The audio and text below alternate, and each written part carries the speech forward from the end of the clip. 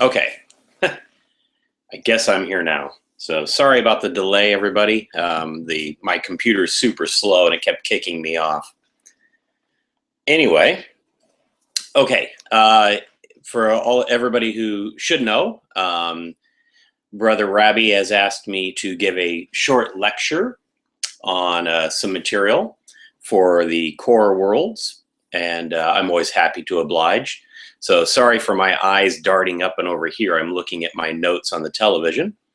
So if at any time anybody has any questions, please feel free to type them in and I'll try to answer them as I go.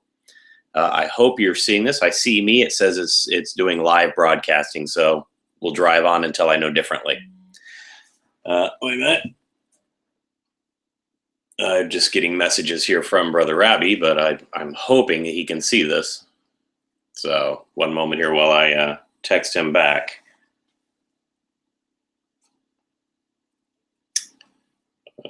Too much tech.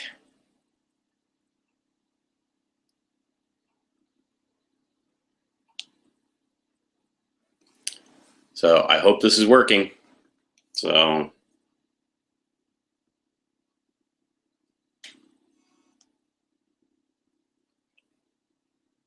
I just asked, can you see me? I'm getting old. Tech is getting harder. I leave it to my daughter now. Oh, okay. Hello? Hello? Yeah, can you see me?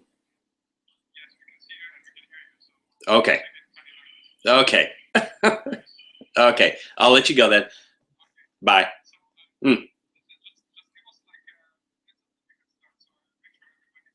Oh, okay. Well, then text me or write something on this little screen so I know it's working. Okay, I'll wait until you're ready to go. Sounds good. I'll just sit here and make faces at you. Bye. So now you have the recording of me talking to you. Ah, there you go. Oh. Good thing I made my tea.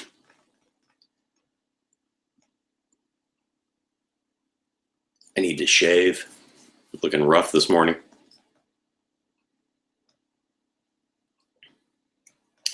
Pardon me while I get rid of the tea bag.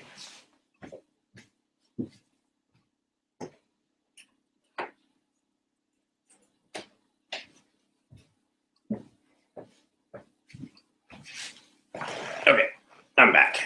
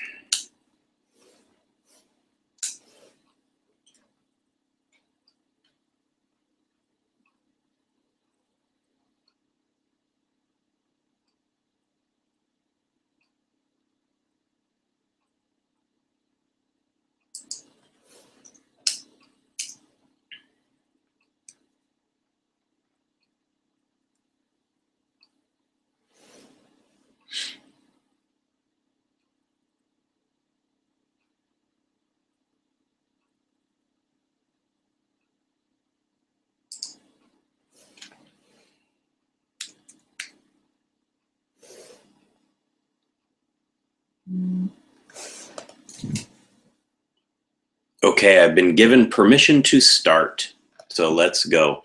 I don't know if you can do the group chat on here. I haven't seen anybody send anything on in it, but on the little YouTube video here. So if you have any questions, feel free to try to type them there or send them to Brother Rabbi, and he can forward them on to me on my WhatsApp, unless you know my WhatsApp address. I'll try to get to questions as I go. So I'm getting more messages from him that they're good to go. So we are good to go. We're live. So please feel free to chime in with any questions. Don't worry, you're not interrupting me. If you know me, I have no issues talking all night long. I enjoy it. So the lecture, Brother Rabbi asked me if I would give a lecture a little while ago to the core worlds. And as always, I'm very honored and to do that. I love to speak to everybody and get to know everybody a little bit better. With the modern technology, which I'm barely capable of working, it seems. At least I can be in your living room and you can be in my living room to some degree. It really changes the dynamics of our universe and our own self-development, actually. In my last lecture, I talked about, just briefly, I touched on the subject of that it's very, in the old days, meaning thousands or hundreds of years ago, however long it was, there weren't a lot of so-called enlightened people around, or people that were on this path towards reintegration, enlightenment, universal oneness. The reason why is it was difficult to communicate. If you had a teacher, if you were lucky enough to have a teacher in the same area as you, then that was great. Otherwise, you would have to get on your horse or go for a walk or get on a ship and go for months at a time one direction to meet a teacher and then come back. Not many wives or husbands would be very tolerant of that. If you said, hey, I'm going to be gone for, 6 to 8 months, maybe a year, 2 tops, I'll be back. But now we can turn on the TV and we can watch each other live streaming. So it's pretty interesting. And that has its bonuses and its negatives, I think. The negative is because of that, we want everything now. We want instant gratification. And it shortens our period of trials and trial by fire. So anyway, today's lecture, and I mention all this because I'll come back to this a little bit as we go, is the journey into the Sipapu, or into this realization of ourselves. And I picked that term because, as many of you know, or maybe not everybody does, maybe I should back up and kind of give you a background of me. I moved to Japan when I was around 21, I guess, 22. I've been here for 25 years. And I moved here so I could study martial arts. While I was here, I met an Apache medicine man. He wasn't living here; he was out of America, but he was visiting all the time. And I apprenticed with him for about 10 years, and I studied a lot of the Apache traditional medicine. Now, this is not medicine where you take this herb and you get better. This was spiritual medicine. So it was working with power. And the term that we used a lot was luminosity, the bioluminescence of the universe, and interacting within that. So during all this time, I was learning all these things, and the Sipapu is, while it's not an Apache aspect, it's more of the Hopi and other Indians, but it's a very good analogy for this kind of a lecture. And the idea of it was you would have this big round house that everybody would go into, and you would have a hole in the middle of the room, and that was the Sipapu. And as you're in there with the medicine man, and maybe you're doing a sweat, or a sauna. Sweat is basically a sauna, or you're doing some kind of ritual. The idea was you would go down the Sipapu into the underworld, into the spirit world, and you would work in that world. And really, every Native American tradition has something of this nature, whether it's in the sweat lodge or in some kind of built room. And you would be led on this journey into the underworld. Now, we think of the underworld as always this kind of a dark concept, but it's not in the Indian term. It just means the world underneath ours, underneath the physical world, that spiritual world. So you would go through this journey, and So when Brother Rabbi asked me, what do you want to give a lecture on? He mentioned the first year's material, the study material that CORE has. And I said, well, okay, that's kind of significant in what that is. And it's very much like journeying into the Sipapu, going into that underworld. And it's the path to, first of all, it's self-realization and then realization. And self-realization is the concept of just understanding yourself first. You can't understand the world. You can't fix the world. You can't integrate in the world if you can't do these factors internally. So that's always the first journey, is going inside. And most people join groups such as CORE or Masonry or anything. Nope, my phone, Siri actually came on. Most people join these groups for certain reasons, and one of the top ones is they want a pathway to spiritualization, to understand the spirit, with this lofty goal of enlightenment. But it's kind of funny, nobody actually really wants enlightenment. It's it's something over there. It's on a pedestal. It's Buddha. It's the Prophet Muhammad. It's Jesus. These great teachers, they were enlightened. I cannot be that way. So therefore, while we say we're striving towards it, it's something that very few people actually really want, because they think it's something beyond them. So before we go into more of the realization and self-study, let's address enlightenment a little bit. And as I said, most of us have this romantic view of it, of this supreme being that is in touch with the universe. Movies really portray it well, the Matrix kind of thing, where he is everything. And there is an aspect of that, but that's way down the line. Enlightenment in its basic form means to understand the way the light works. And I will tell people that a good way of thinking about it is the light bulb in your house. When you flick the switch, the light comes on and it illuminates the room. Now you know how to turn on the switch. So you have a certain level of enlightenment there. You know how to actually manipulate the light in your room. Some people have a bit more. They understand that it goes through the wiring and it goes to the light. So maybe as an electrician would have a deeper understanding of this enlightening the room, or enlightenment, because it's no longer just flipping the switch. He knows the process of how it's getting to the light bulb. Then others will have even a further understanding. They'll understand the workings of a light bulb.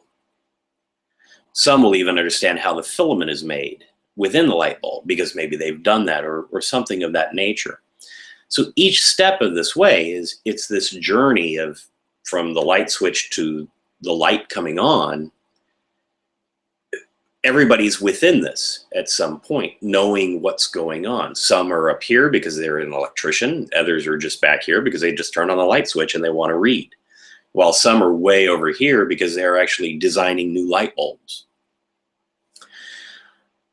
That's really what enlightenment is in many, many simplistic regards. Everybody's on this path, and it's multi-leveled.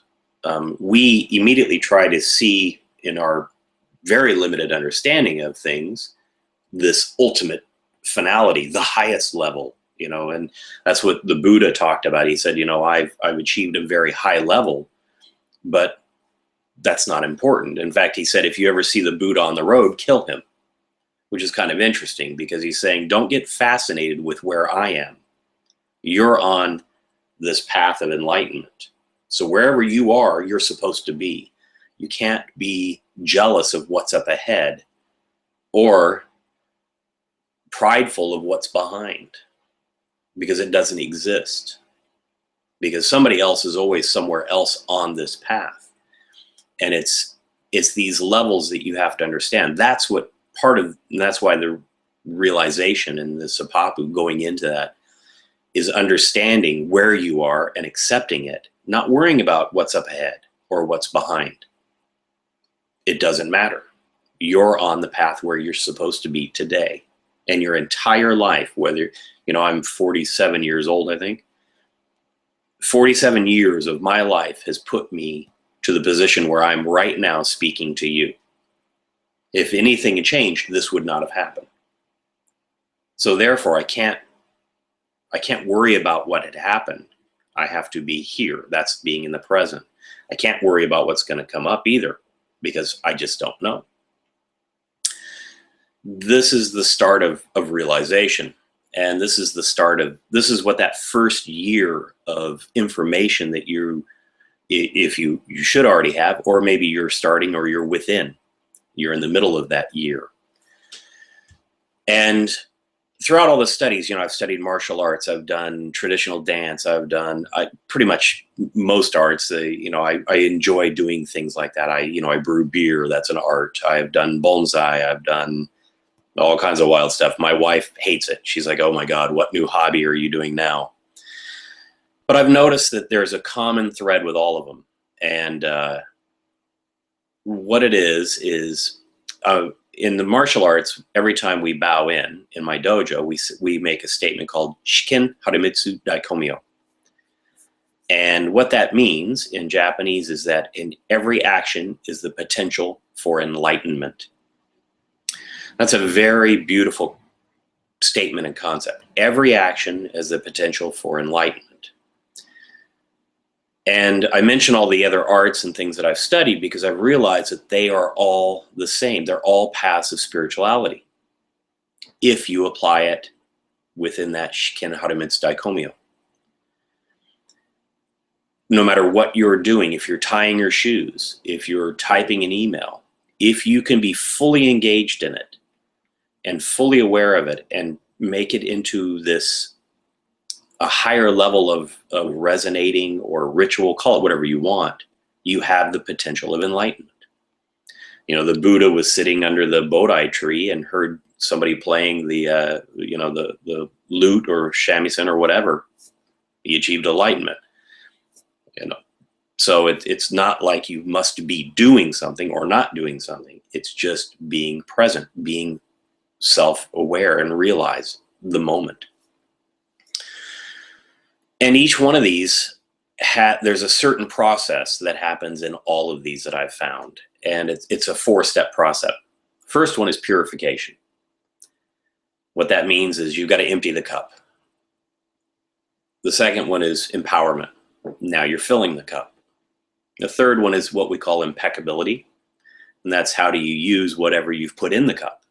And then the fourth one is, I'm going to use more of an Indian term. It's called the quest. And that's using that.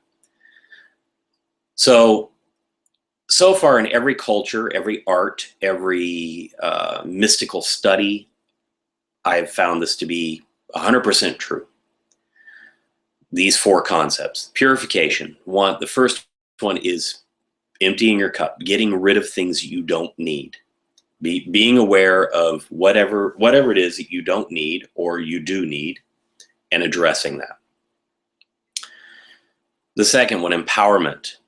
That one is once you've emptied the cup, you're filling it. And what do you want to fill it with? Obviously, sorry, I'm correcting the lens there. You want to fill it with the cleanest and the strongest aspects of whatever it is. Here we'll call it power. And by power, I mean the divine power, the power of spirit. So you're purifying, you're cleaning out everything. Now you're going to fill it up with the light, with this power. Then the third one's impeccability, and that's where using that power so it doesn't become distorted, with an open and egoless heart. That's the definition of impeccability, using power with an open and egoless heart. Then you'll never have to worry about that power being distorted or perverted. It's clean. And then the last one is the questing cycle, and that's where you now have to do that on your own. So if you think of it in the system of what CORE is doing in other groups, the first year is that purification. You're emptying your cup. The second year is that power empowerment. You're filling it back up. The third year is this impeccability. You're learning how to use some of that power in that egoless and open heart. After that third year, though, that's where it's very difficult, because now you have all the tools, but now you must apply them on your own. And obviously everybody else is doing the same, or you have mentors and people that you can rely on to ask for help. So that's really the 4 steps that I've found in every aspect of every art, every mystical path, everything. It's really amazing. Seems to be a universal truth. If I'm wrong, please let me know. I would be interested to hear anybody's opinion if they said, no, that wasn't true. To give an example, martial arts, which I study. Originally, martial arts were created just so you could kick people's butt. You know, you had to be able to fight to live. But then these martial artists, when they created, they got older. And then when you're an old man, you don't fight anymore like you used to. But you're still doing the martial arts because it's something that you are. So then you start applying the cycle of it. The first aspect of a martial artist is you have to observe yourself. You know, when I go to the dojo, the training hall, I watch the teacher do something. I try to emulate him. I mimic him. So if he's got his right hand up, I put my right hand up. And I'll look at him, I'll look at me. So it's this observational period.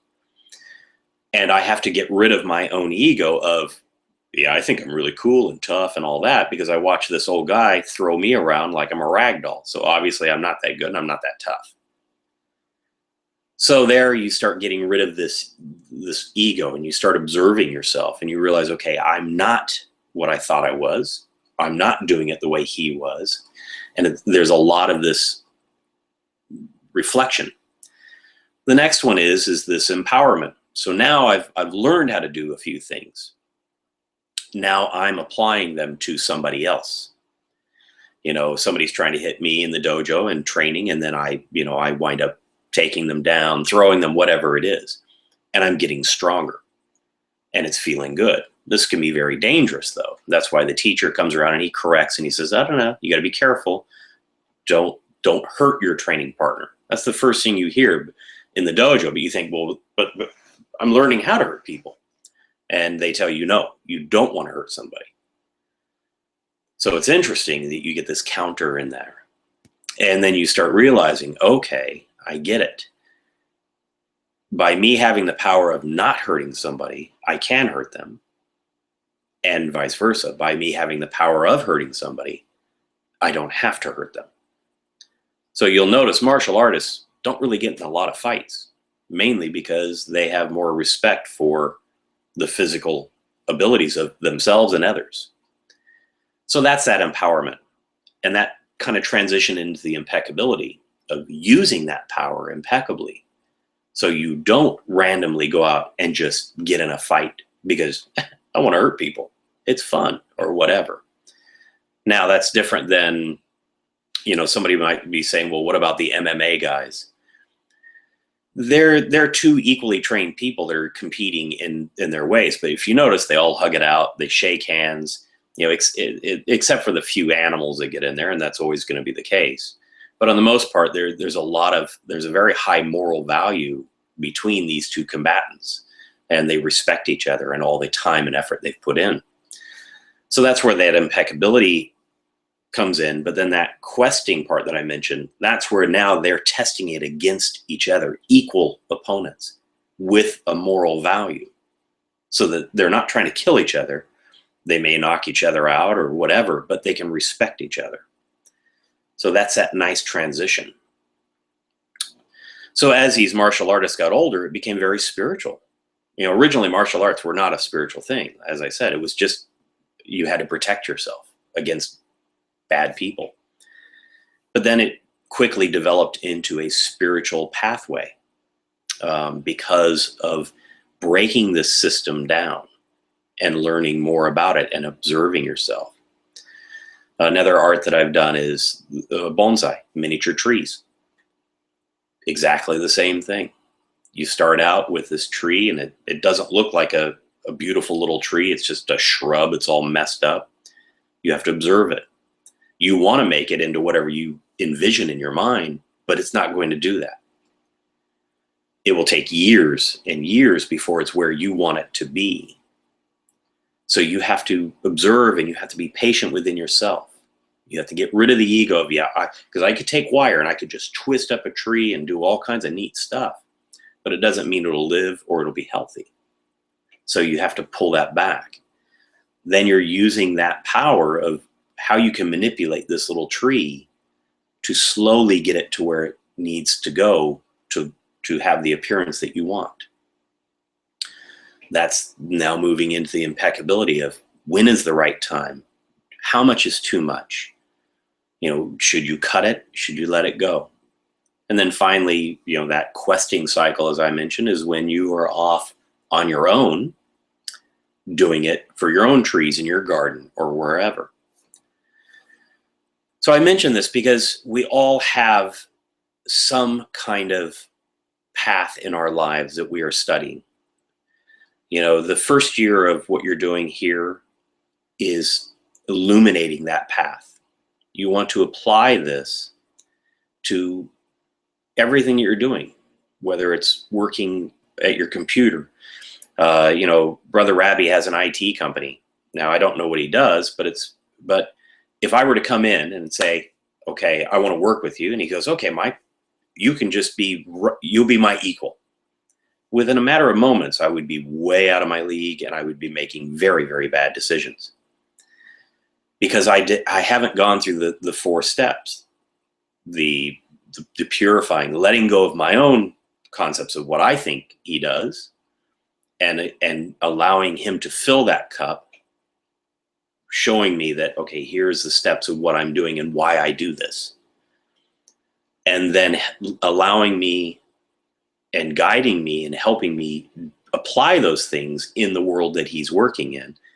And then finally, that turning loose and that questing phase. So there's an example of it in like a work situation.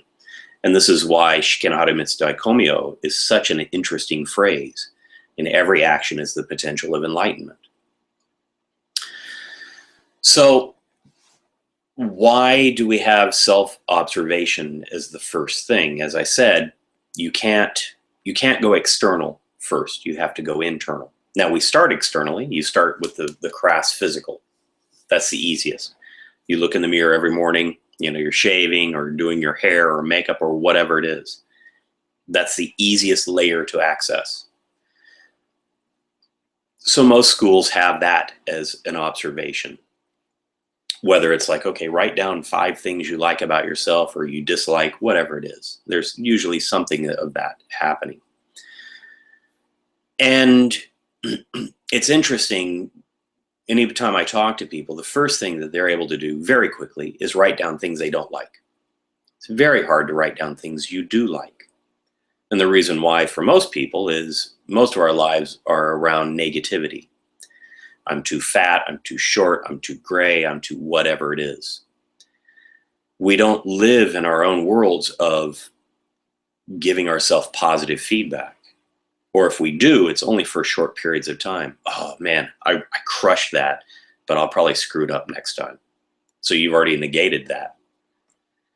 So what you start learning immediately is you have to start embracing the positive side of yourself.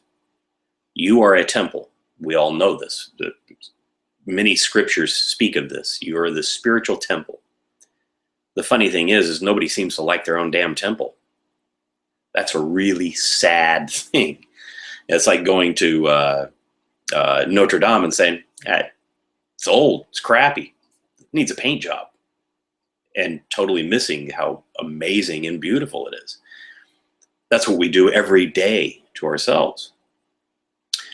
You know, by our own self-criticism and our own breakdowns and our own concept of where we're failing. So the first thing you have to do is start being aware, is that a true failure? I mean, it took you 47 years. You know, I'm a little bit overweight. It took me 47 years, though, to get it. So should I be upset about it? Well, not really. I should accept it and say, well, I was the one who ate all that food. I did drink all that beer. I didn't get it overnight. It took years to gain the weight. So expecting it to be gone overnight is kind of stupid as well. I need to figure out the right idea and what I want. But also, I need to figure out, what is it that I need? How thin do I need to be? What is right? Am I looking for aesthetically pleasing, for what I think is aesthetically pleasing, or am I looking for what is healthy? Because those are two vastly different concepts. So this is part of that first realization, studying yourself. And that, as I said, that's the crass physical part. That's the easiest one.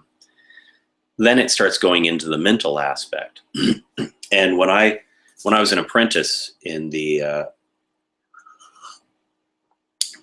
when I was an apprentice in the medicine man work, we had to become very observant of our thoughts. And one of the things that we had to do was remove any concept of possession. So I, me, mine, we had to remove that from our vocabulary. So when we were speaking with somebody, it's very difficult to do.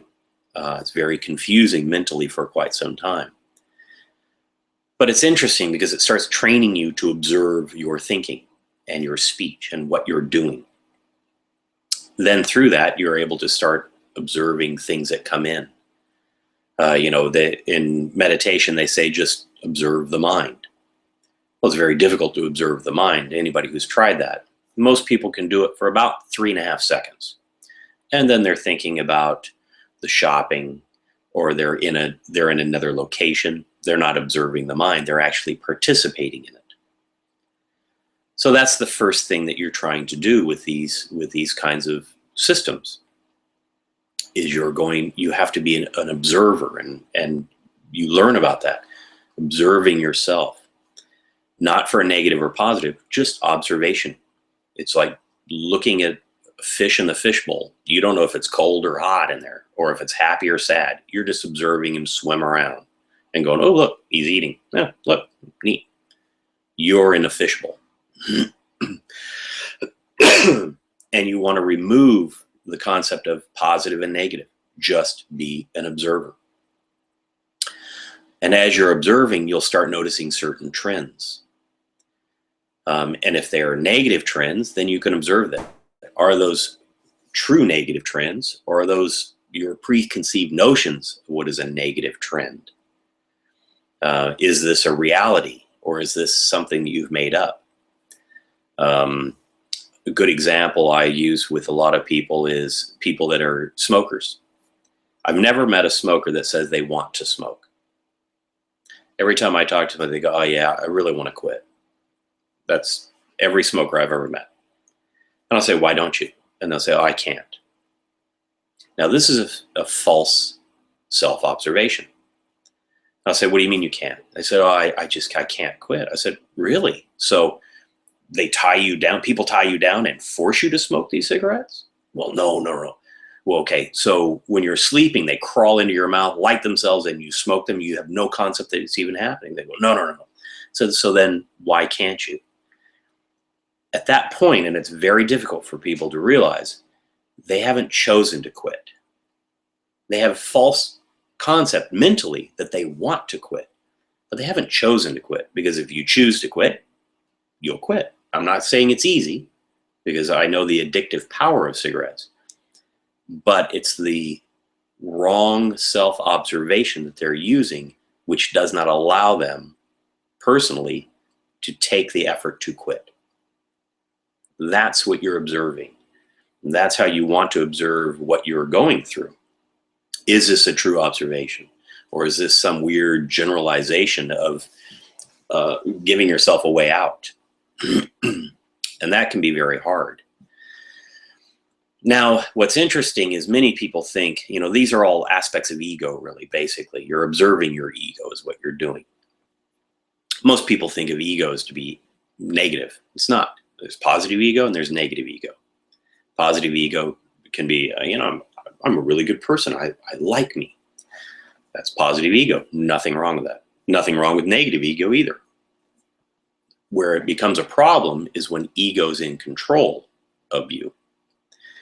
Where it becomes a problem is when that positive ego becomes so strong that it's the dominating factor over you or the negative. So we're not trying to crush the ego. We're not trying to destroy the ego. What we're trying to do is rein it in and control it so that we control the ego and the ego doesn't control us. So for example, that smoker that says, I can't quit. I want to, but I can't. Who's in control? The cigarettes and the addiction to the cigarettes, or the individual? Well, in this case, definitely the cigarettes and the addiction to it. That's the ego. His addiction has created this, the ego's created this addiction to these things, and his body now responds to it. And it's brutally painful for these poor people. But we have these things in so many ways that where our ego takes control of us and directs us, and we feel hopeless and powerless to it. So you can't stop eating, or the pizza, you can't lose the weight, you can't gain the weight, you can't, whatever it is, because ego's in control. We are not. So that's what you're doing it as a self-observer. In the first steps is you're learning to observe this ego. You're not trying to correct it. You're observing it. When you observe it, then you can identify it. You know, they say when you know the true name of something, then you can have control over it. It's kind of the same thing. When you know the true nature of what's happening, then you can begin to take control of it if you so desire. And that's what's happening in this self-observation period.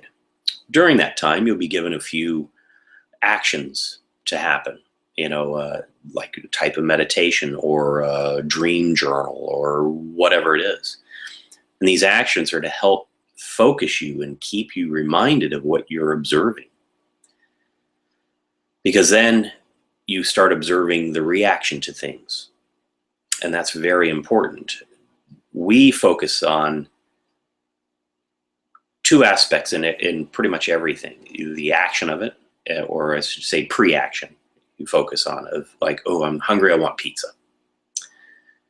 You eat the pizza, you like the pizza, but then you have the guilt of eating the pizza. So you really focus on that beginning. I wanted it. Oh, I want pizza. And then the guilt of it. Oh God, why did I eat that pizza? There was my diet. Oh man. Okay, tomorrow I'm on it. And then tomorrow comes and you're at a party and everybody's like, hey, you guys want a few beers? Yes, I would love to have a nice beer. Oh, that was good. Oh God, why did I have 6 beers? I shouldn't have had 6 beers. And it's just a negative feedback loop. You just live this cycle. It's that middle section though that you really want to, that's the important part. It's, I want the beer or I want the pizza. I don't need a full pizza. I'll have 2 pieces. That's that middle piece. I'm feeding the desire for it, but I'm controlling it so I don't have the guilt afterwards. That's the nice progression. That's the healthiest. And through observation, you can start to see that. What is healthy? The action then becomes that moment. That's the important part, because that will create the reaction, whether your reaction is a guilt or a positive feedback of, all right, nice, I did that. All right, tomorrow I can do that again. Instead of tomorrow, I've got to be careful because I'll probably screw this up tomorrow. You want to continue that drive and that positive reinforcement. Because then comes the last one, which is the hardest, and that's the accountability. And self-observation, the ultimate goal is really accountability. It's becoming 100% accountable for all your decisions, all your actions, all your thoughts. So for example, I'm right now here speaking to you. My wife's gone to bed upstairs. Now, I could go up there and give her a goodnight kiss, tuck her in, say I love you and all that, but I've chosen to be here. Now, if she's mad at me, that's fine.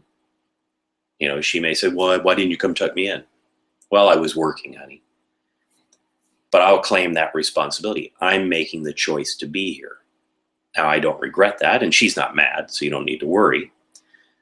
But that's a very simplistic aspect of saying being accountable for every action, to the point where ultimately you want to be accountable for every breath you take, for every time you blink your eyes, whether too much or not enough. Because every action you have has a reaction. And every thought you have creates energy waves. We already know these things. It's time for us to live up to them. That's the hardest part. That's why self-observation, going into that Sipapu, that internal underworld, is so difficult. And you need a guide. Otherwise, you just get lost very quickly. That's where this material or other materials in other schools, it comes in very handy. It's a easy guide. So that's a lot of what's going on, and especially in as I said, in almost every format, in the first aspects of it, the first year or the first couple years, however long it is, depending on what you're in, is this purification level. It's observing yourself, claiming responsibility, so you can let go of things. You can get rid of things that are not needed. You can say, okay, good example is myself. I've observed something about myself that I really didn't care about. I don't like a hangover, I've decided. Now, I love beer. I actually brew beer, but I don't like hangovers. So I've decided I'm not going to get drunk. I'm not going to drink to the point where I don't get a hangover. Or I said, I'm not going to drink to the point where I get a hangover, sorry. So I don't. I still have a few beers, but I stop at a certain point. I've learned at what point I will get a hangover.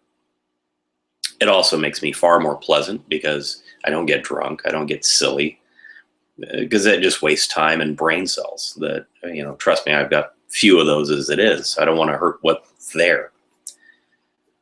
Because I was able to observe myself and realize that this is something I'm no longer able to claim responsibility at a certain point, because I'm just an idiot.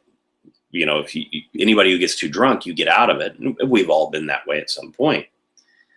And you realize that he's out of control. This guy has no control, we say, of himself. And at that point, you are correct. Alcohol is taking control. So you're still responsible. If you get in the car and drive and hit somebody, you're responsible, and the law says that. But unfortunately, you're not even aware of it.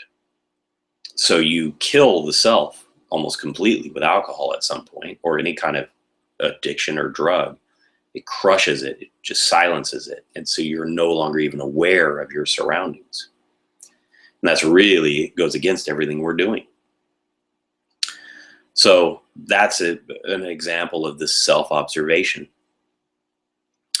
And what's funny is that is really the first steps of enlightenment, is knowing you. You know your light. And then suddenly you can communicate with others differently. When you can stop judging yourself on a negative or a positive, you can just be you. You stop judging others as much, because you can empathize with them where they're at, because you were there or are there. And that creates more of that connectivity into your world around you, which is really what we're doing, which is the reintegration of everything. And so your enlightenment is expanding beyond you. Unfortunately, everybody wants the external, as I said, because the internal is hard. It's very difficult. It's far easier for me to look at everybody else and go, yeah, he screwed up, or, oh, wow, he's really doing great, than it is to look at myself. Look at America. Perfect example. We have two presidential candidates that are just out of it. And what's funny is neither one of them will claim responsibility for anything, but they're willing to blame the other person for everything. I mean, to these horrific heights of silliness. You just go, wow, really? People believe this? It's not that they believe it. It's just that we rather blame other people for everything else than claim responsibility for anything. It's easier, because the path we're on is not easy. If you want to be a mystic or a luminary or an enlightened individual, it is not an easy path. That's part of that action. It's consistent action. You will fail a lot. That's good.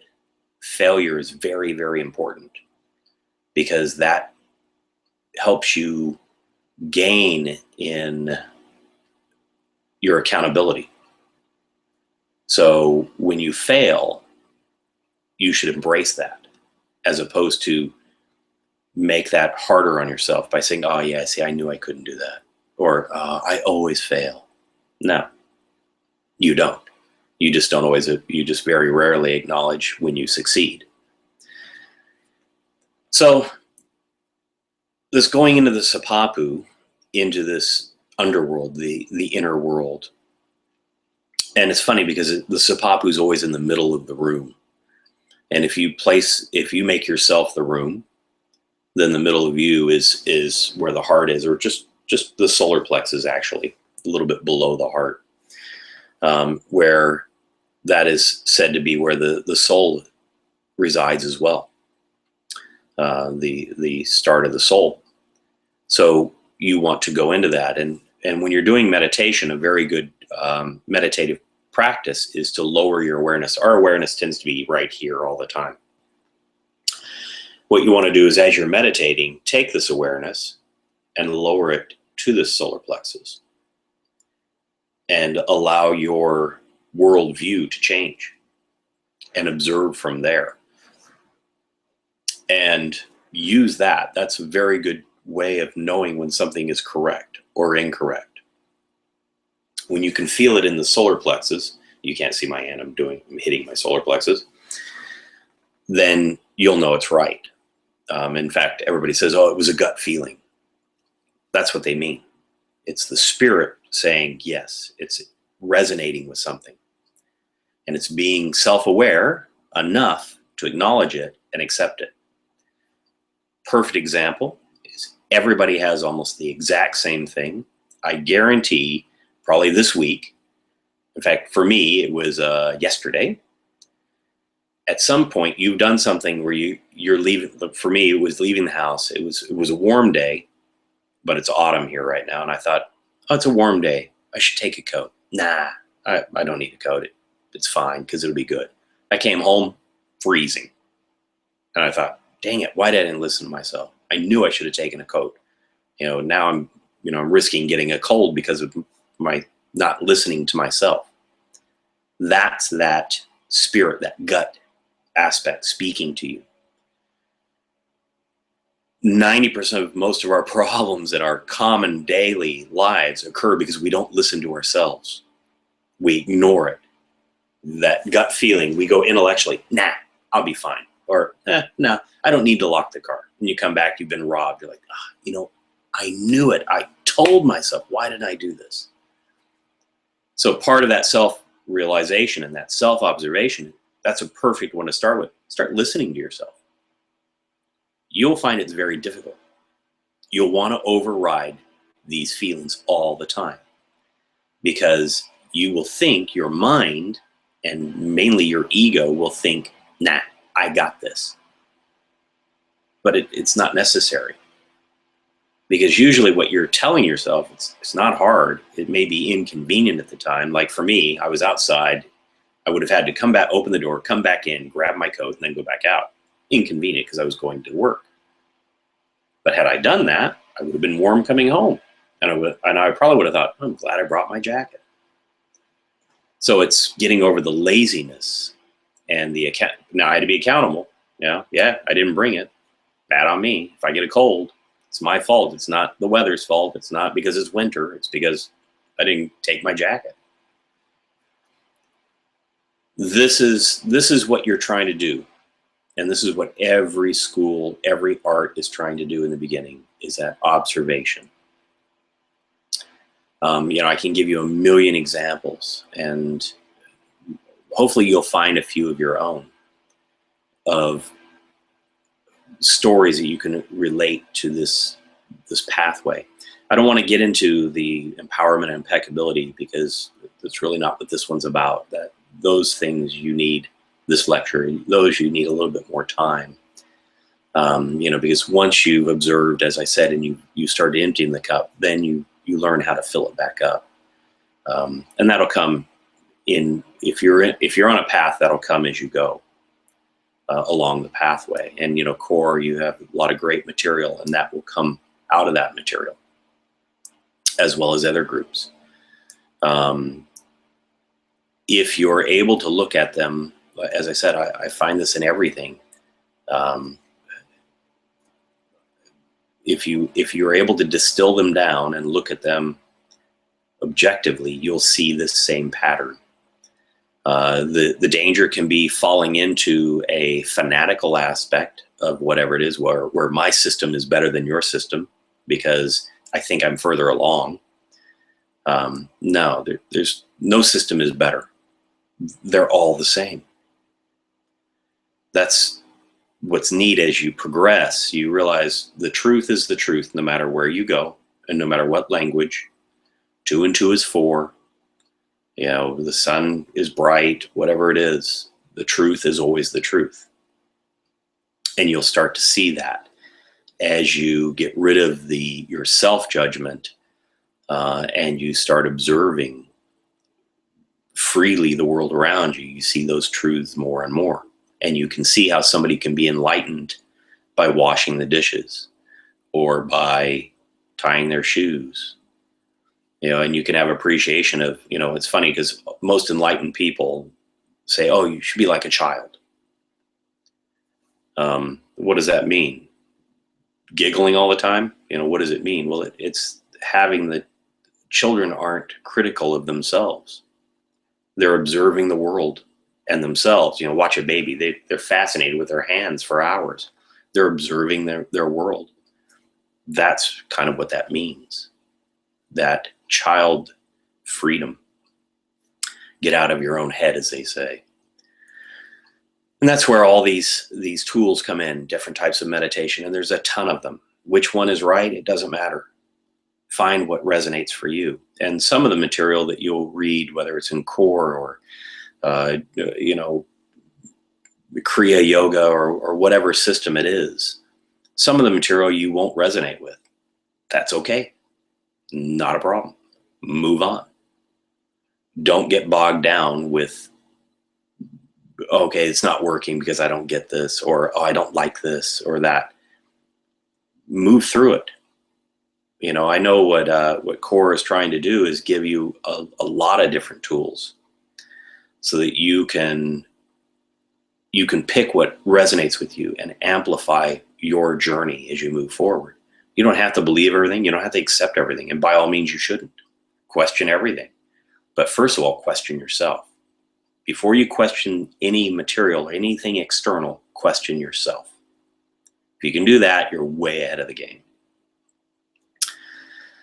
So that's kind of, I think, I've been talking a long time. Brother Ravi said, could you do 30 minutes? It's almost been 45 or an hour. If there's any questions, feel free. I haven't seen anything pop up there, and I haven't seen anything from Brother Ravi or anybody. So I'll give a moment to give any questions, and I'll try to answer them the best that I can. As I look at my notes here.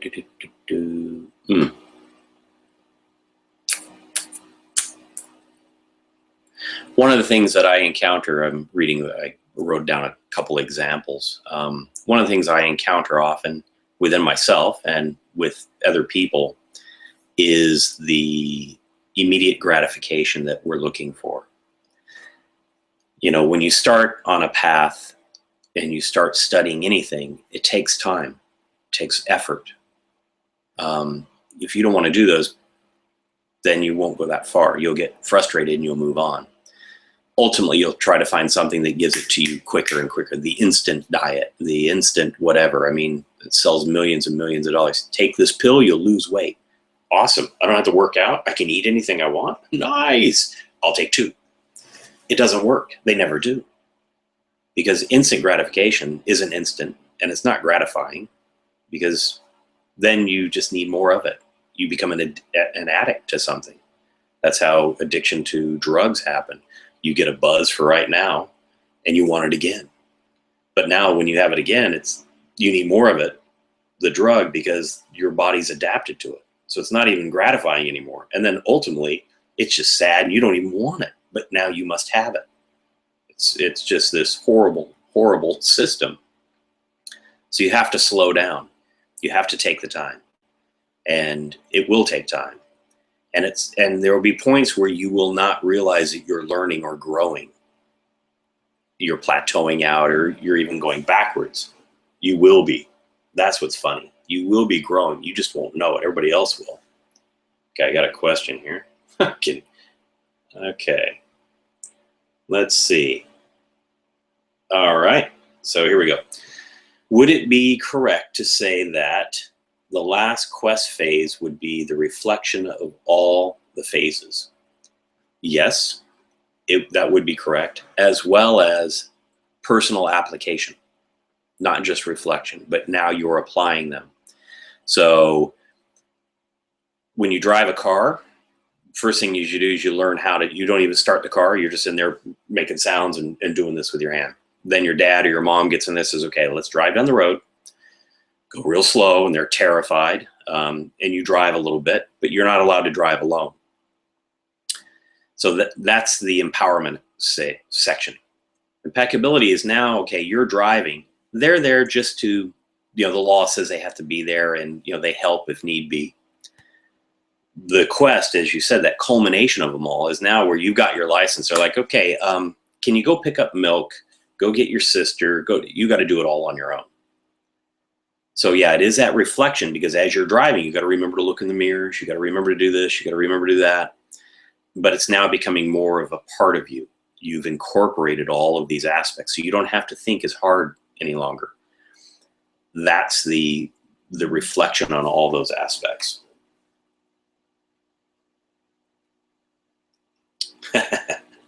Okay.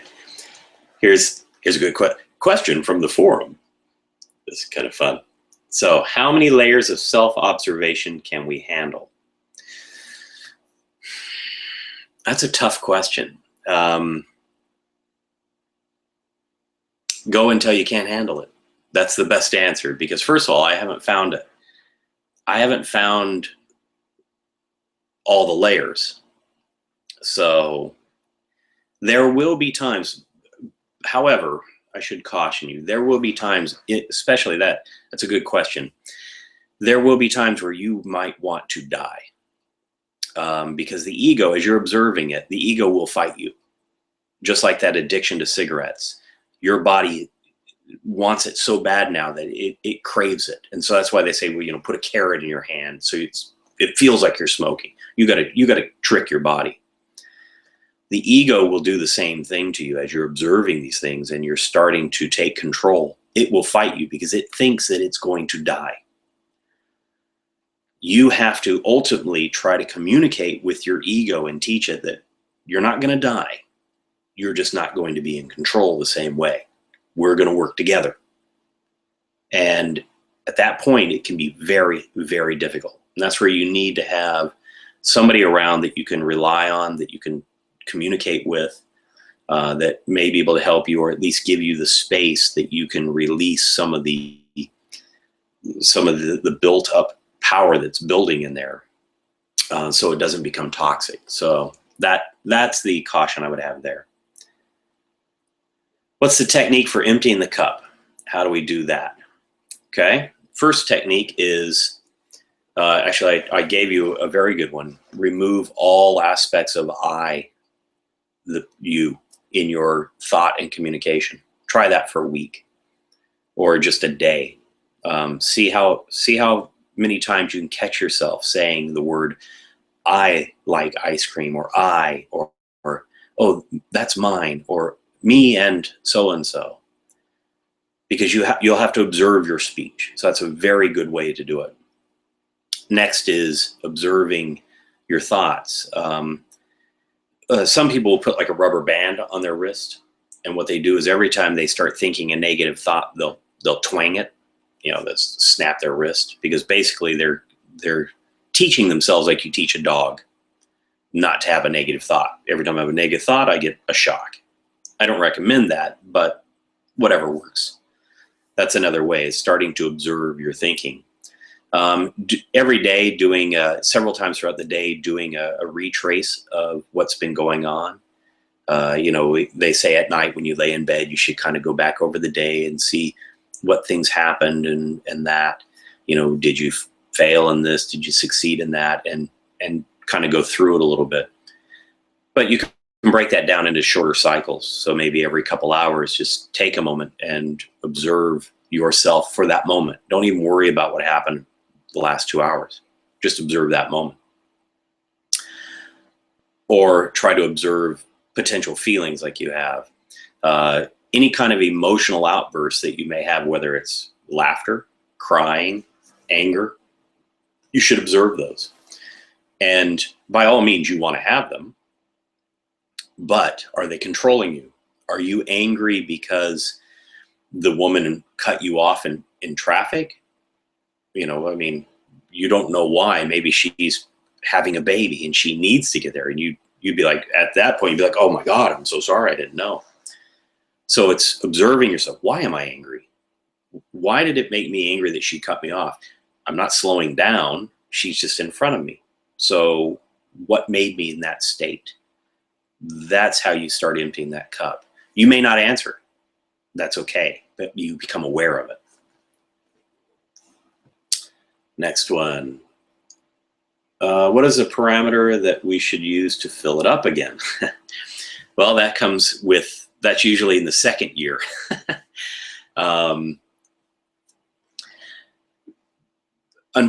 This is kind of funny. I deal with this with a lot of the guys here in my group. They'll ask me a question, I'll give them an answer, and then they'll ask 8 other questions that will come up later on.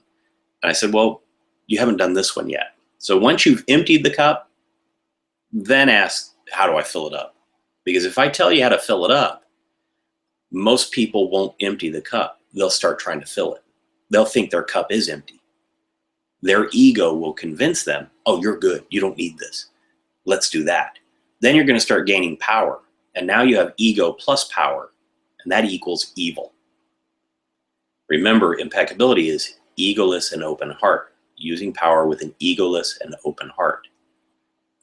So you've got to empty the cup before you can ever even conceive about filling it up. Otherwise, you're putting battery acid in, and it's only going to become very, very distorted and bad. So let's not worry about that one. How can we be enlightened without being self-centered and egotistic? Now that's a good one. Well, you will be self-centered. You're going to understand you first. Then you can let go of a lot of things. But until you understand you, you can't. Now, I understand the question here. I'm kind of rephrasing it. Self-centered, we call being highly egotistical. Well, then, therefore, you can't be. You're on the path. If you're here already, you're willing to give up some of that to some degree. Otherwise, you wouldn't be here, and I wouldn't be needed to ask that question or answer it, really. But I don't think anybody has to worry about that here. And the people, maybe there are a few that are very egotistical or self-centered that are here, they'll disappear. They won't last. In the Apache, it's funny, we always had a saying that ceremony protects itself. Everything would be falling apart before a big ceremony, or somebody would be sick or whatever, or somebody would walk in the middle of a ceremony. And we just never worried, because if you're impeccable, the ceremony protects itself. And that's the same here. The material, the ritual, the path will protect itself. So the egotistical won't be on the path. They'll move away. They'll try to attack your path, possibly, but you won't really care. You'll be like, okay, that's fine, whatever, and you'll move on. If you hold on to it, then that's something you'll have to observe and go, why? Why is that affecting me? Okay. Okay, there's one more question. We can wrap it up after the last question. I don't have any question on the forum from here, so I don't know what that is, but I'll wait for Brother Ravi to give it to me.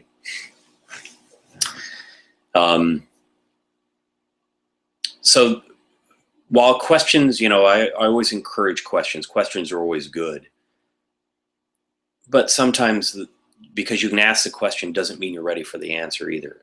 Or often I don't even have the answer sometimes. So, it's a toss-up.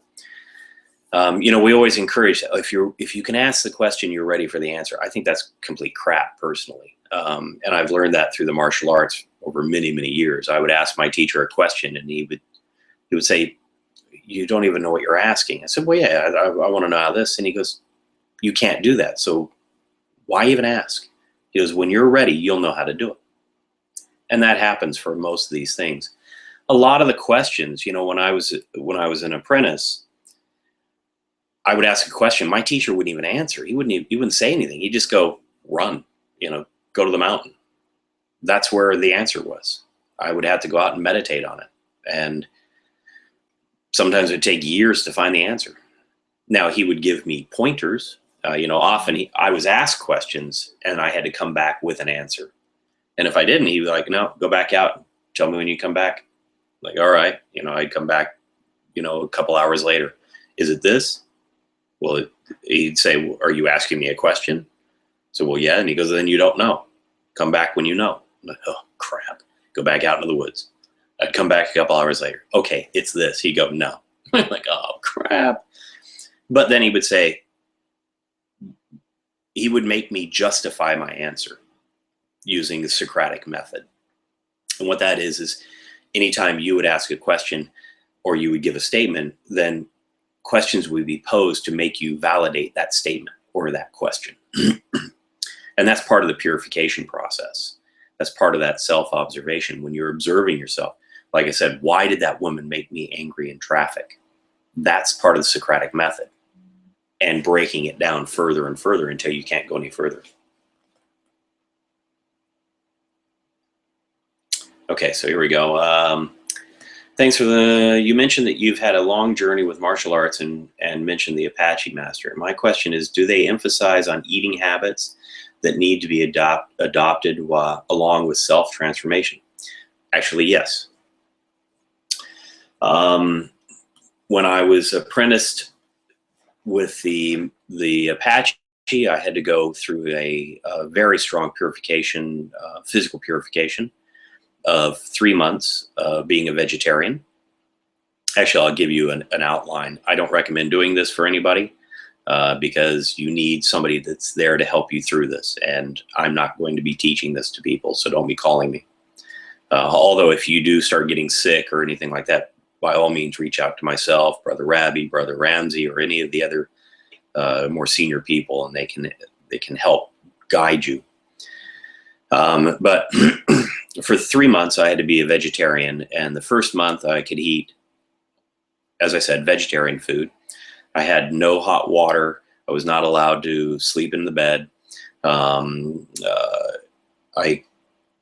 had to wear very plain clothing, basically very, very like a monk, a lifestyle of a monk. For the next month, I was not allowed to eat any hot food. So vegetables, they could be cooked, but they had to cool down to room temperature. Still no hot showers, all cold water, no sodas, no drugs, no coffee, no nothing. If it was bad for you, you weren't allowed to eat it. The third month was then raw vegetables only.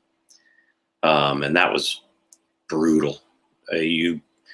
On the upside, you save a lot of money because you're not buying a lot of food. You lose a lot of weight. On the downside is you got to spend all that money to buy new clothes because you've lost all the weight. So it's kind of levels out. So that's what I had to go through doing that. Oh, okay. Here's the next question. In the martial arts, same thing. There are certain restrictions that they will pose. Over time, though, if you ask anybody to kind of summarize on these two things, if you ask anybody that's been through it, they'll tell you it's not really needed, like the dieting. What's needed is the balance, is not going too far one way or the other. The diet is extreme because it's breaking the trend of where you are. And so then when you come back, you don't eat a big steak immediately because it'll make you sick. You just have a little bit. And so it winds up being more of a balance. And that's really what all of these are trying to get to, is to that you're a balanced individual, internally and externally. And then the world around you becomes balanced. So isn't being good being polarized too? Oh, I love this question. This one is one of my favorites. Okay. Unfortunately, what is good? That's the answer. Not many people can quantify that term because it's not quantifiable. Your idea of good is different than mine. So that's the problem. You have to quantify, you have to break yourself down and everything around it to quantifiable measurements. So most people will equate anything good with a positive feeling. But medicine tastes horrible, but it's good for you if you're sick. It may make you sick, but it will keep you well. So if you went on the basis of what is good, no kid would want to ever take medicine because it is not good. That's their self idea of good. We have to get past that. We have to get past these concepts of good and bad, and get down to a core quantitative state. That's the hard part. And that's where the Socratic method comes in. That's where self-observation comes in, because you'll observe what you feel is good. Other people may not. It's not to say it's bad or good, but you start observing it. Ultimately, as I said, you're looking to become balanced, where neither good or bad really play a factor. The pendulum doesn't really swing any longer, or you've moved so far up the arm of it, you're at the pin. So then the rest of the world's swinging around you, and you're just sitting there going, okay, wow, this is wild. That's why they say it's so easy to be a monk on a mountaintop, because they don't have all the difficulties. Okay, and I'm being told now we're done. Well, thank you, everyone. I hope everyone enjoyed it. If you do have any further questions, I'm always available. Send me an email, or you can write me a text message or WhatsApp or whatever. I always love chatting with everybody, and I love to hear questions. And by all means, challenge things that I've said, because it helps me grow as well. If I can't answer it, then I have to study it more, and that's what I enjoy. You know, enjoy the path that you're on. It's not easy, but it is rewarding. And you won't like it, a lot of it. You're going to be like, oh, this sucks. This is boring. I'm tired. I'm doing this again. Why am I doing this? Because you're training. Every time it's difficult, that's the only time you get to train your spirit. Every time it's difficult and you go, why am I getting up to do this meditation again? Or why am I doing this? Oh, I'm tired of this. That's when you have to overcome all that ego and reservations, and you actually get to start training the spirit, and it gets to have time to function. And observe yourself. Try to be balanced. So thank you, brothers and sisters. I don't know where everybody's at, but all over the world apparently, so I'm pretty honored to be here. That's it. I'm going to press stop now because I'll keep going. Love everybody, and I hope to see you soon. Take care.